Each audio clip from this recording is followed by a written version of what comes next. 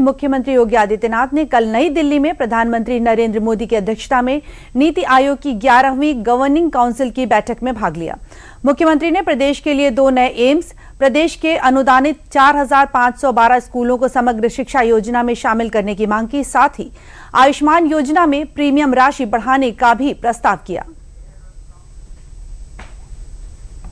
आज देश का हर नागरिक विकसित भारत के सपने से भरा हुआ है। विकसित भारत का सपना अब किसी एक व्यक्ति का नहीं रहा, किसी सरकार का नहीं रहा, किसी दल का नहीं रहा। देश के जन जन का सपना बन चुका है, संकल्प बन चुका है। और इस सपने की पूर्ति के लिए हमें अपना हर पल समर्पित करना है।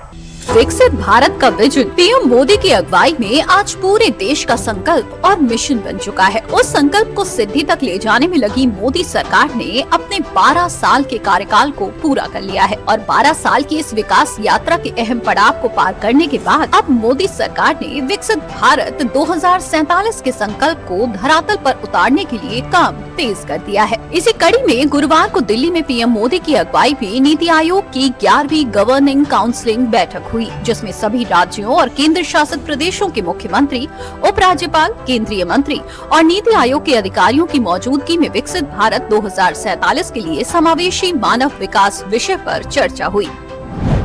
इस साल नीति आयोग की बैठक की थीम विकसित भारत 2047 के लिए समावेशी मानव विकास है। इसका मतलब 2047 तक हर उम्र, क्षेत्र, लिंग और सामाजिक आर्थिक बैकग्राउंड से परे हर भारतीय तक विकास का लाभ पहुंचाना है।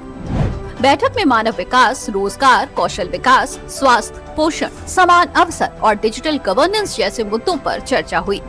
साथ ही विकसित भारत के लक्ष्य को जमीनी स्तर पर लागू करने और राज्यों के विकास विजन को राष्ट्रीय विजन से जोड़ने की रणनीति पर मंथन हुआ।